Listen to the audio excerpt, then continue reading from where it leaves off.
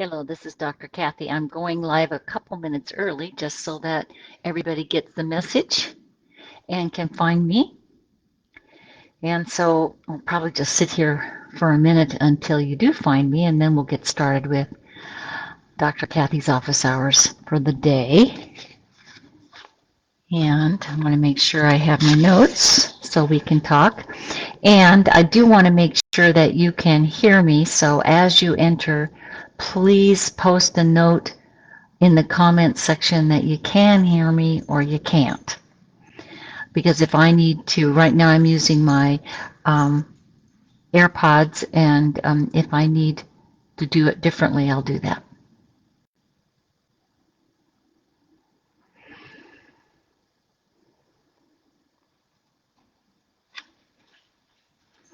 By the way,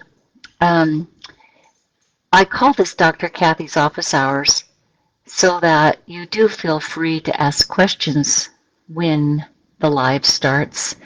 And even though today's topic is, do you just have empathy, make radiant empathy your superpower, you don't have to necessarily stay on that subject. This is a time to ask questions about any concerns that you have living in a neurodivergent relationship or having a neurodivergent family. And I can kind of explain that too, again, while we're waiting. Some people will be watching this recording. By neurodivergent, I use that term a little bit differently than other people do. For me, neurodivergent means that there's someone who's neurodiverse in a relationship with someone who is neurotypical. And as a result of these two very different operating systems, very different ways that you view the world, it's neurodivergent. You're diverging from each other's systems, and this is what causes the stress and strain and complications in the relationship. So what's important is to be free enough to just ask any question is fine. If it's going to take more time or it's a little bit too far off the topic, well, I can still answer the question at another time or send you a note about it. But generally what I find is that almost everything that people are asking about at our Dr. Kathy's office hours is relevant to everybody else. Most people say, wow, this has been so helpful. Now, I'm not noticing anybody joining me yet, so, or at least you haven't said that you're here and giving me a message that you can hear me. So, I'll give you guys a couple more minutes to find me. Generally, I start at a quarter after the hour, so I am starting a little bit early, but usually as soon as I open up the live session, people on Facebook get a notice that I'm here and they can come and join me. So let me talk about the topic a little bit, and as people get into the room, we will, I can go back and cover the territory again, because the purpose for this session is to not only answer some sort of basic questions that you might have about a neurodivergent relationship, but also to let you know what's coming up in terms of events that you can participate in one of my groups or one of my forums. So the month for this month coming up, the month of November, the subject is, do you just have empathy? Make radiant empathy your superpower. So in this Dr. Kathy's office hours, I want to talk about empathy and how to make radiant empathy your superpower. We'll talk about how fear can crush your empathy and how to rise above the fear. We'll talk about the misery of knowing what you know and how to break through the barrier.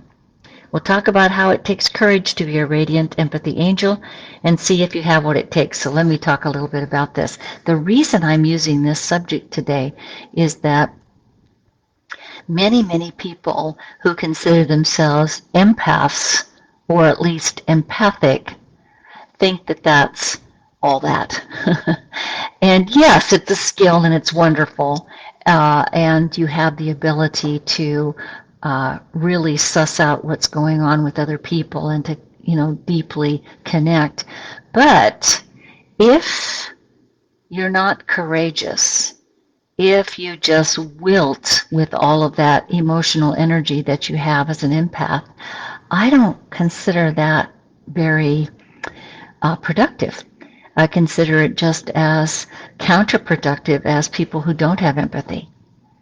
So I think if you've got empathy, if you're a highly empathic person, then you are somebody who is being asked to step up, use your strengths to make the world a better place.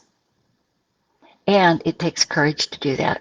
You've got to know what you know, even when other people don't know it. It's really important. Now, another thing that I've put in the description here today is some links to important resources for you. The first link is a free video, little mini course that I put together, Resources for Neurodivergent Relationships. And in those videos, that short little video course, I talk about the support groups like the meetup group, like the premium forum for neurotypicals, and the courses for therapists, couples, families in neurodivergent relationships, my online courses, my books. All of my books are available now, both on Amazon and print, Kindle, and Audible, as well as one more is not quite available on Audible. I'm still. Oh wait, it is on Audible. They're all on Audible and Kindle and ebook, and one of them is the update is coming for the print version. So you can go to in the resources section. I tell you how to find my books, how to find the courses, how to find the support groups. And then the next link is for the introductory support group that I host on Meetup. And Meetup is, in case you've not used Meetup before, most people know what it is, but it is a place to, for social action, to meet people to play bridge with or go on hikes and bike rides and things like that. But I've been using Meetup for 15 years to bring together people in neurodivergent relationships who are neurotypical and are looking for ways to improve their skills at dealing with the problems that they have with their neurodiverse loved ones. So it's Asperger's syndrome. The name of the meetup group is Asperger's syndrome, partners, family, and friends of adults on the autism spectrum. So you don't have to necessarily be a sweetheart or married to folks on the spectrum.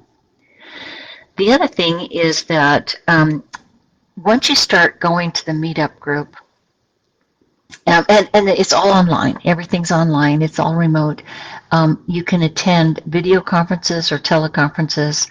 You can also chat with other people that attend the events so that you can learn from each other. And it's the place where you dip your toe in.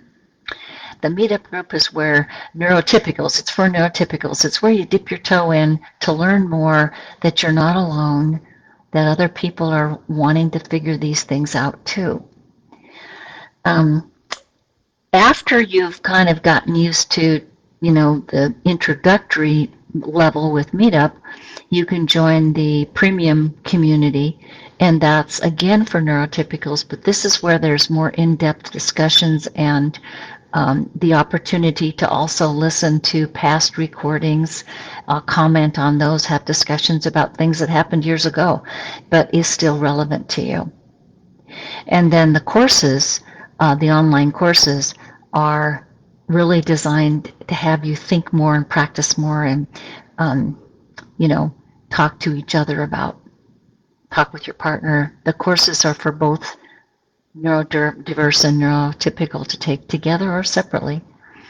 I'm also in the process of, I'm about halfway there, getting my next course together on what I call conversational Aspergian. And this is a title that was given to me by one of my clients who's on the spectrum. He was really very clever, and he said, Dr. Marshak, I think it would help if you created an app that would help people on the spectrum learn how to talk to their neurotypical loved ones. And I said, Oh, that's my dog growling. It's okay, Kokomo. It's all right, baby.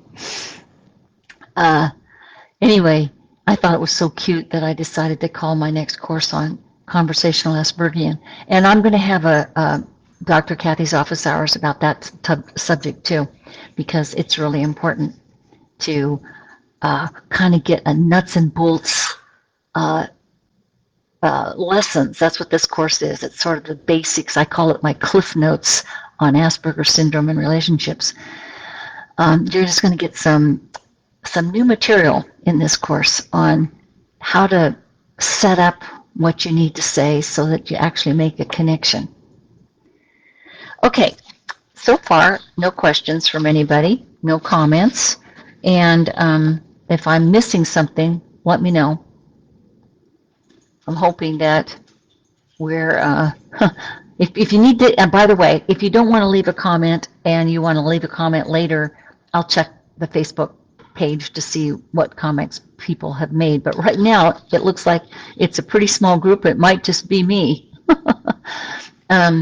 We've got one reaction. It looks like, oh, seven people are here. I hope you can hear me, and nobody has said they can't. So go ahead and please write in the comment section if you're having a technical problem. Otherwise, I'm just going to keep going. And it doesn't have to be a technical problem. You can leave me a question too.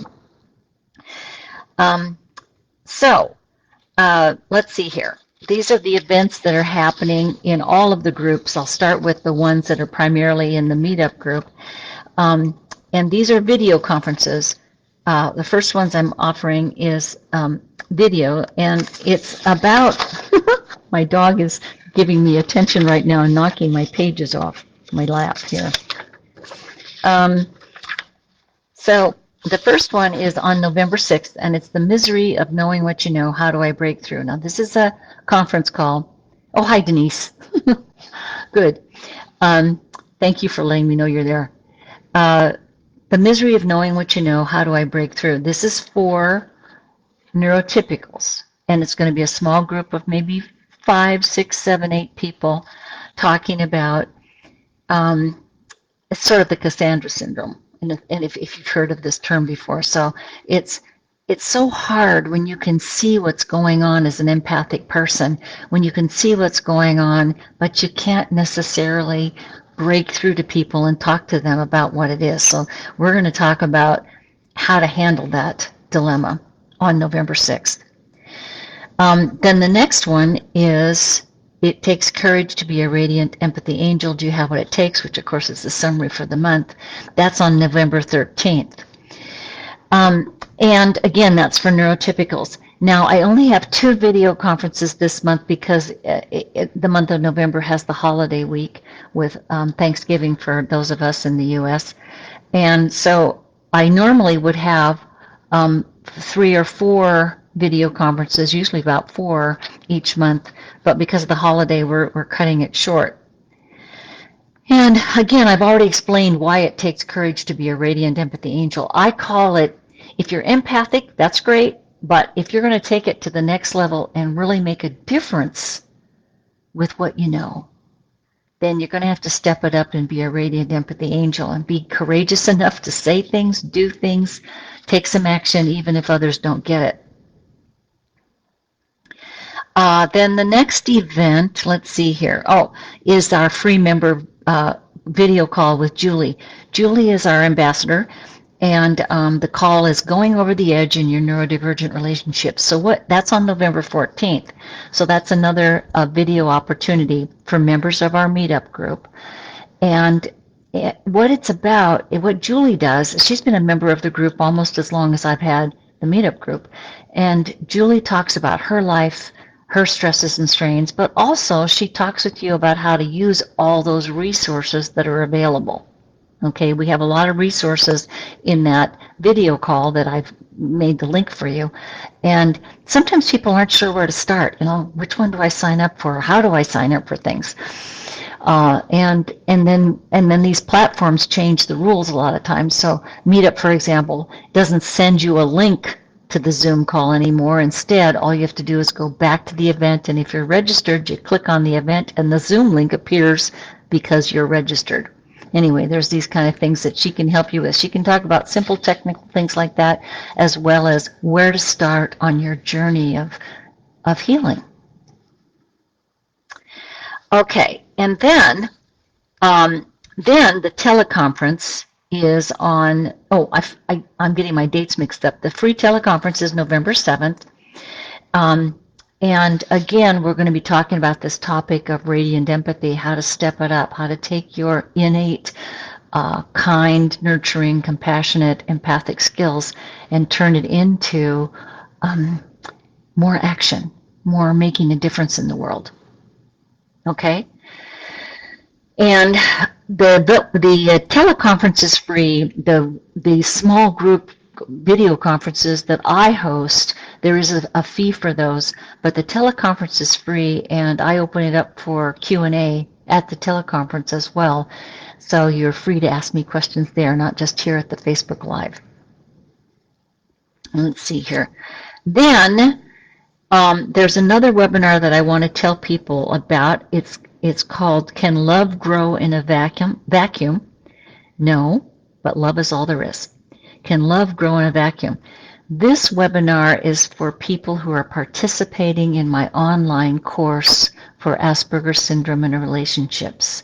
And you'll find a link to that course if you click on the resources link that I put on the Facebook page today. You can also find it by Googling me. I'll go to my website, kmarshak.com. But the webinar is for both neurotypical and neurodiverse. And sometimes people come as couples, sometimes as they come solo, that they want to learn more. I'm having more and more people who are neurodiverse signing up for this online course because they want to learn how to connect, how to understand better their neurotypical partner. So the webinar for the course members is for both, and the topic this month in November is Can Love Grow in a Vacuum? Because love feels different from an empathic perspective and from somebody who has neurodiversity and just wants the connection to be easy and comfortable and nice. There's slightly different approaches to what love is. So we're going to talk about that at the webinar. And I have to tell you, what happens at this webinar almost every single time is the neurotypical learns something from the other neurodiverse participants very different than what they think is going on with their own partner, and vice versa. The neurodiverse people are hearing things that the neurotypicals are talking about that they had no idea was also true for their own loved ones. Hope that makes sense. But the more we can bring people together to talk about these things, the better it's going to be. So far, nobody's asking me any questions, but feel free to throw a question or two into the comments section. And then let me tell you, next month, in December, the topic, the general topic of office hours is how does a radiant empathy angel step it up with all the increasing stress of the holiday season. So the reason I like to announce next month's the next month office hours is that you can write me any questions. You can send questions by just going to the website, to my website, kmarshak.com, and clicking on Dr. Kathy's office hours, and you can send me an anonymous question, or you can tell me who you are if you want to, and I'll answer that question here on the next Facebook Live. So I want you to know ahead of time about radiant empathy and how to manage it. And if you have questions about that, let me know. So let's get back to talking about that until I have some more questions here, because right now we've got one person who's commented and nobody's telling me anything. Whoop. Let's see here. There we go. Oh, good. Thank you, Denise, for giving me something to talk about here. Okay, what would be, in a nutshell, or 101, or a handful of communication skills that we should always have in our toolbox, so to speak, or be practicing? This is perfect because this is what's going to go into um, my next online course on conversational Aspergian. I think that the nutshell is to realize that neurotypicals and neurodiverse are making a linguistic error when we talk to each other. So the error is that there's more, we all know this, everybody knows this, there's more to what we say than what we're saying. So when my daughter was about 11, my autistic kid, she said, I'll get to the tool in a minute, but let me tell my story. My daughter says to me, Mom, I wish people would say what they mean. And remember, she's autistic. I wish people would say what they mean. And I didn't know she was on the spectrum at the time. I was taking her to therapy, and I was going to therapy, but nobody knew what we were dealing with. That was all those years ago, 20 years ago. Anyway, she said, I wish people would say what they mean. And she says, why don't they say what they mean? And I realized that it was a great question, and I didn't have a very good answer for her. But in the intervening years, what I've realized is that the tool we need to have is that there are the words spoken, which linguists call surface structure. But by the time we speak a sentence, we have gone through something called deep structure, or where the meaning is. Right? There's all this meaning that's going on before we speak. And in order to speak about the deep structure, in order to do that, we can't say everything. We can't say all the things that are going on, for heaven's sake. That's way too much stuff. So we delete stuff, we generalize, and we distort. This is all something that linguists know. And also it's something that I learned when I did my NLP training. I love NLP, neuro-linguistic programming. So, in a nutshell, if you know that there's always something deeper than what the person says, that's the place to start. Now, figuring out what they mean isn't so easy. If you've got empathy, you're pretty good at sussing out deeper meaning, but then you have to be courageous enough to speak about it. If you're on the autism spectrum, you may not be so good at figuring out the deeper meaning in the moment. You might be able to go to the deeper meaning if you make notes and you think about it and you check back in 20 minutes because there's the alexithymia. And remember what alexithymia is. That's something that's very, very common among people on the autism spectrum, where there's a bit of a delay between their intuitive, emotional understanding and their cognitive understanding. As a result of that delay, many people on the spectrum rely solely on a cognitive analysis. But if you take your time to think about it, to make some notes about it, to take a break, and then come back and talk with your neurotypical loved one, you probably can get to what his or her deeper meaning is. I hope this makes sense. What I'm saying, the tool is there's always more. That's why my last book, well, the second to the last book, was Empathy is More Than Words. It's a lot more than words. There's deeper meaning. Oh, Lauren, yes. So empathy involves connection and compassion. Yes, connection. People on the spectrum certainly can be compassionate too, but they're not as good at making connections in the way that neurotypicals who are empathic do. Okay? What empaths do is speak to the person first. Acknowledge that human being. Connect first. Then we talk about a subject. So like when Denise asked me for a nutshell or a 101 or, what are the basics that we need to have in our toolbox to speak, to communicate, you notice that I had to tell a story. I did the typical neurotypical thing where I have to tell you a story about what it is I mean. So if you've got empathy, you're listening to my story and you're learning about Dr. Kathy. as I tell my story. You're learning about what's important to me. Maybe you noticed that I was really proud of my daughter for her question, right? That I love her. And I liked that she was asking me, why don't people say what they mean? By the way, I want to point that out too. She said, why don't people say what they mean? That's an autistic question. Why don't people say what they mean? A neurotypical child might say, how do I know what they mean?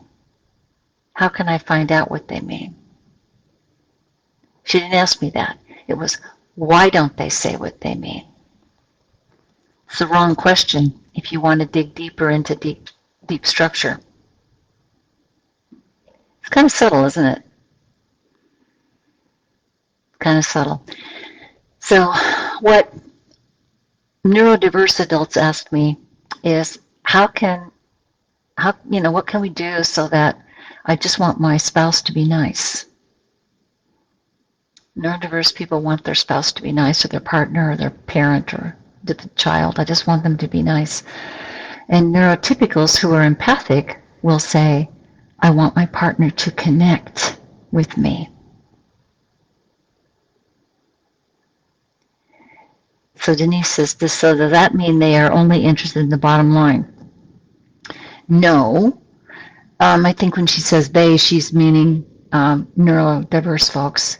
I think Denise is coming from the neurotypical empathic side of things. But it's not that they're only interested in the bottom line, but that's easier. Okay? What they're listening for is your words and where this is going, as opposed to listening to you, the person who's speaking. So it's because of this alexithymia, because of their autism, they opt for more analytical, strategic information. And so it appears as if they're going for a bottom line. But one of my favorite stories is about my mom when I was 13, and she was just so angry with me, and she was proving that I was wrong about something. And we were just having some discussion that was, it should have been just innocent enough, but I was 13 and I was, doing my thing. And I looked at her as she got angrier with me, and I said, Mom, stop. I put my hands up, stop. Isn't it possible that we just think differently? See, so I was acknowledging her, that she was upset. I was noticing her. I was trying to connect with her. Isn't it possible we just think differently? I offered her a connection. She was going to a bottom line and going to prove that I was wrong. So this is part of that toolkit, right? You got to know how each of you, the deep structure that each of you are functioning from. If people on the spectrum are functioning from the deep structure that they're listening for, they're analyzing the data set. But the neurotypical deep structure is, I want you to know me and I want to know you. They're different agendas, aren't they?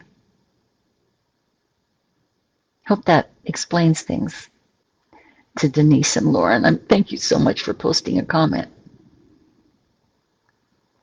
So I want people to understand that we can get it. I don't think it's this complicated to understand the other person. It's just that sadly, neurodivergent communication hasn't been explained to anybody. And so we get upset when we're not understood. Whether you're neurodiverse or neurotypical, we get upset. Hi, Nancy. So the comment is, how as a parent can I help my NT daughter speak to her ND father, her neurodiverse father?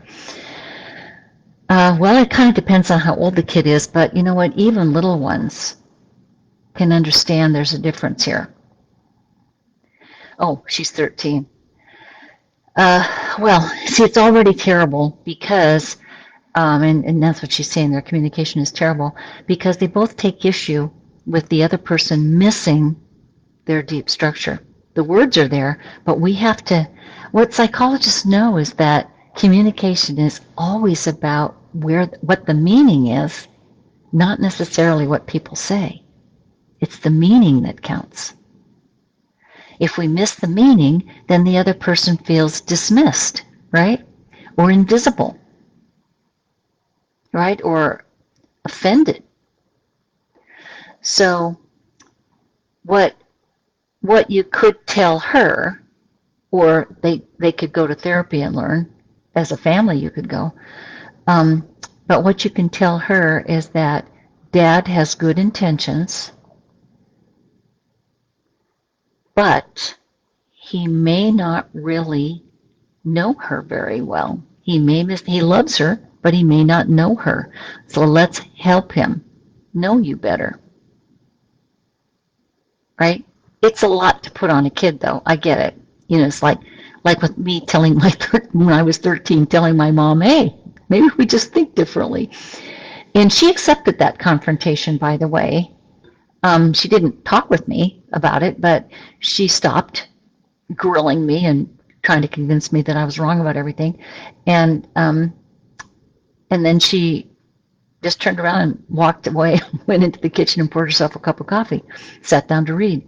So I stopped the hostile behavior, but I didn't get her to talk with me about it. So one of the tips that I would give your neurodiverse spouse or her dad is we got to take more time to talk with her because she wants to know that you know her. That's what love is. Getting across to the other person that you know them, even if you don't agree with things. It's like this election season, right, in the U.S. Has a lot of people hot and bothered. The thing is that we can, maybe you've had to agree with friends and family not to talk about politics, but the idea is to keep sending the message that you value your neighbor, your sister, whoever it is that's voting differently than you, that you value them, even though we can't talk about politics. That's not easy to do. Here's another thing, since your daughter's about 13, her neurodiverse father may not know how to relate to a 13-year-old, and since she's a girl who might be pretty mature. She may be challenging him the way he feels challenged by Mom. Yeah. She says, thanks. It's complicated as we are divorcing and she's living with me. He shuts her down whenever she wants to talk about something important to her. Right. Chances are this divorcing couple, the neurodiverse dad, is really challenged. He may have been okay with his daughter when she was little and the communication was pretty superficial, but now that she's a more mature person, he's got to relate to multiple dimensions that are going on with her. I mean, her parents are divorcing, so that's got to be hard for her. She needs to know that she's loved by her father, even if she's very different than he is. I'm sorry you're going through that. It's not easy helping children deal with divorce, too, by the way. It's complicated, isn't it?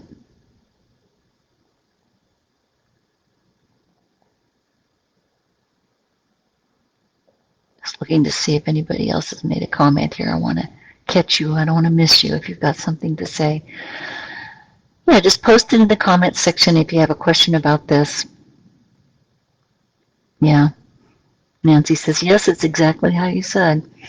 Yeah, it's very difficult. I have to tell you, most fathers have problems with their 12 and 13 and 14-year-old daughters because those children are not children anymore.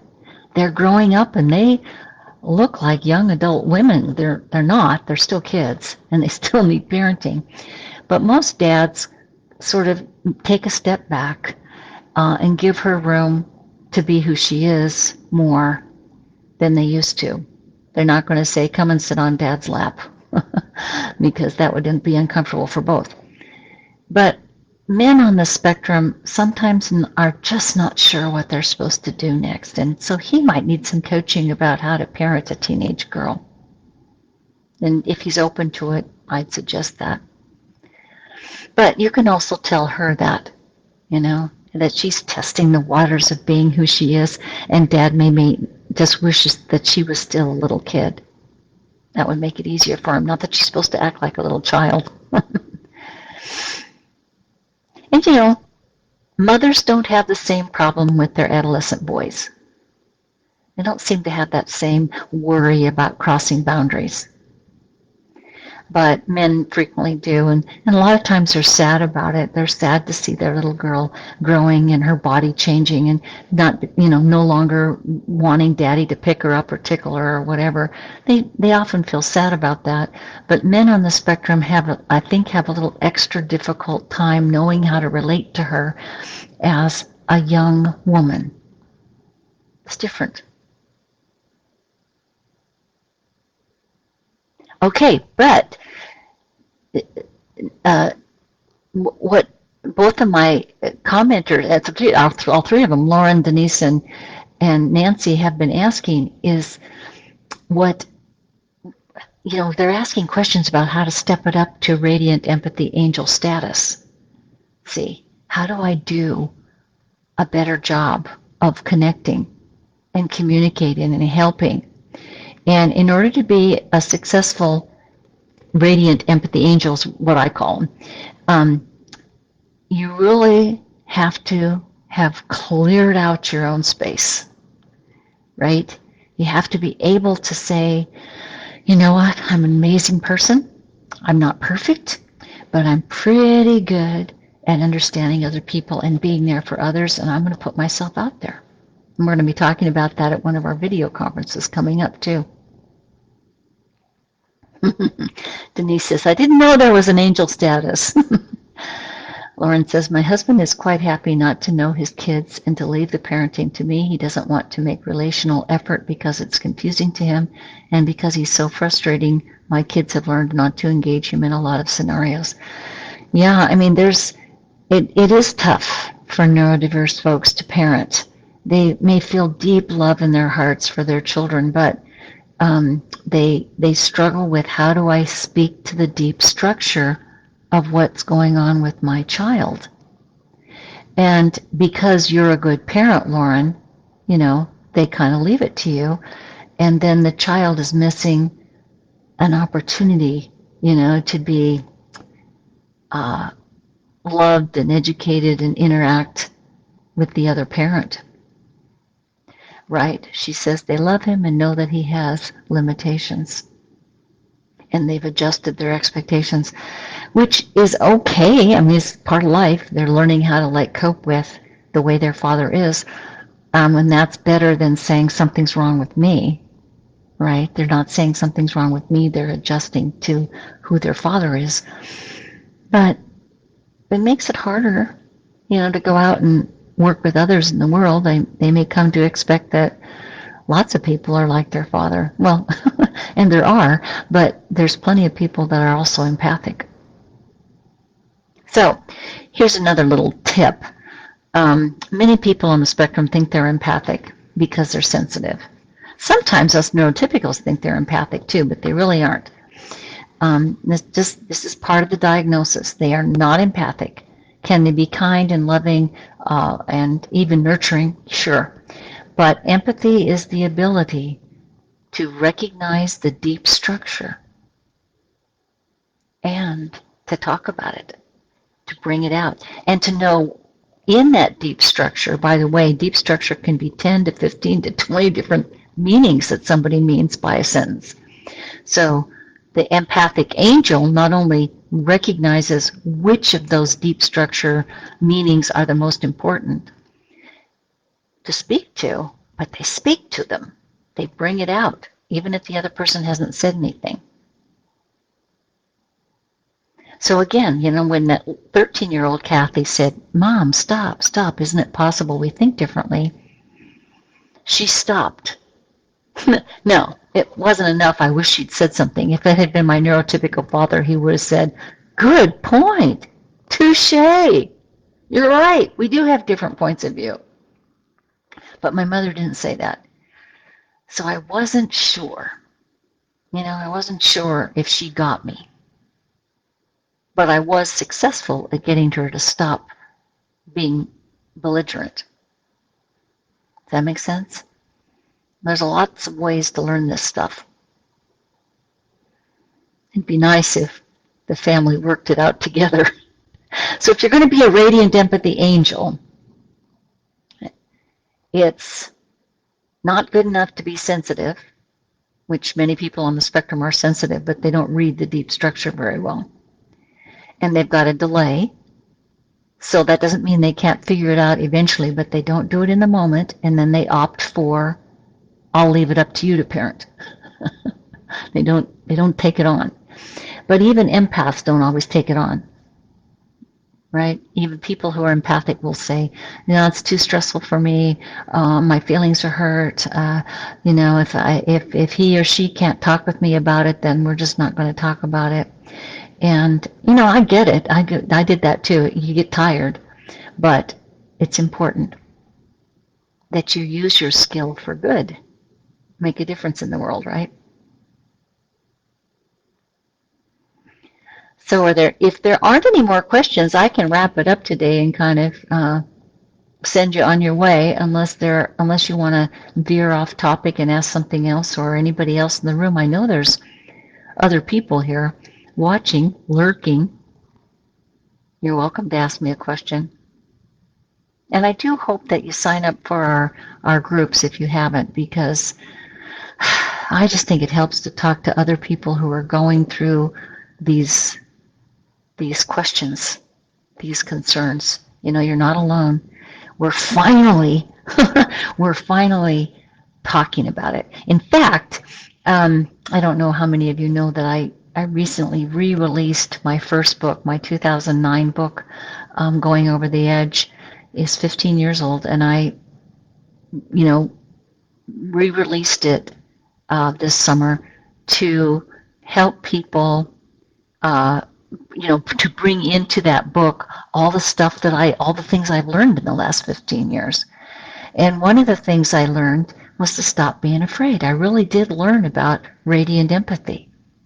I had held back quite a bit myself. I was afraid that I would hurt people's feelings, or that I would make them angry. I was worried that my former spouse would sue me. He threatened to sue me a number of times. And I was really worried about that. And then I thought, when I started rewriting it, I thought, well, what the heck? That's not going to help people know how to deal with things. If you hold that because you're afraid, you might have darn good reason. Nobody wants to get sued, but if you're frightened to be true to yourself, then a part of yourself gets kind of eroded. If that makes sense, you don't always have to say everything. You can pick and choose, but if you do that too often, the real you is sort of stuck in a closet somewhere. Yeah, Denise, right. I've been taking a break from connecting with the chat group, but want to get back with the group, so good for you. Right. I think that happens too. I think sometimes we work so hard on ourselves and on our relationships and taking care of our kids, and we just don't have time for one more meeting.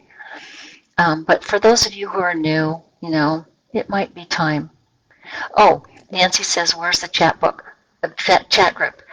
There's the meetup group, so you can click on the meetup link, go to the top of the page where I posted this topic, and there's a link to meetup where you can sign up for meetup. And you have to be a member of meetup, which is free. Then you have to be a member of my group, which is separate. You can join a lot of different meetup groups, but that link will take you to my group. You can join there. And if you click on the resources link, that will take you to the other groups and courses that I offer, and you can sign up there. And both of these groups, you can talk to people that are living this life. Just take some persistence to make that happen, because this is a pretty quiet group. We've been kind of living this life for a long time. In fact, I'm sure that people who are listening today are not only in an adult relationship, a neurodivergent relationship, but many people in our group grew up with parents on the spectrum or a sibling on the spectrum. And so as we start discovering that we were shaped by neurodivergent relationships ever since we were very little, boy, it's a big deal to figure out, well, who am I then? And that's what occurred to me. That's what I wrote about in the anniversary edition of Going Over the Edge. I wrote about how my mother was on the spectrum, my spouse is on the spectrum, or my former spouse, and my adopted daughter are on the spectrum. And I had no idea that I was dealing with being seen by people that are neurodiverse who would see me very differently than neurotypicals would see me. My identity was shaped by people who didn't often understand my deep structure. If that makes sense to you. But it doesn't take long being in a relationship as an adult, being in a neurodivergent relationship, to really have a sense that neither one of you really gets who the other person is very much. Let's see if I have any other questions here. I want to make sure I'm not missing somebody. Okay. Well, oh, Lauren, thank you. She says it's been extremely helpful to hear that we are not alone, and your books have been invaluable in helping me to see what I'm living in and to help my kids see it too. Yeah, I'm not boasting here, but there aren't too many books or courses or groups like mine where you can really learn as much about what it's like to be in a neurodivergent relationship and how to cope, right? Right. Denise says the same thing. I totally understand. I didn't know I was in a neurodivergent relationship till I was at least 35 years into my marriage. Right. So by then, your whole identity is being shaped by this mix-up, this, uh, you know, operating systems that are clashing, colliding, and pulling apart. And so it takes a while to heal. And I think that's what Denise is referring to too when she said I was away from the chat group for a while and now I'm back. It takes a while to heal and be able to step back into the next level of healing. Okay, everybody, I'm going to wrap it up. I've only got a few minutes anyway, but I will come back and answer any questions that get posted here afterwards. This video is being recorded, so you can listen to it again on Facebook, or it will be on my YouTube channel. I hope you go to the YouTube channel because there's a whole bunch of stuff there from years past. And you can watch those and learn from that and make comments on the YouTube channel too. Everywhere you go, make a comment or make a like or something that lets people know you're there and that you want to connect. Okay, take care, everybody. We'll see you soon. Bye-bye.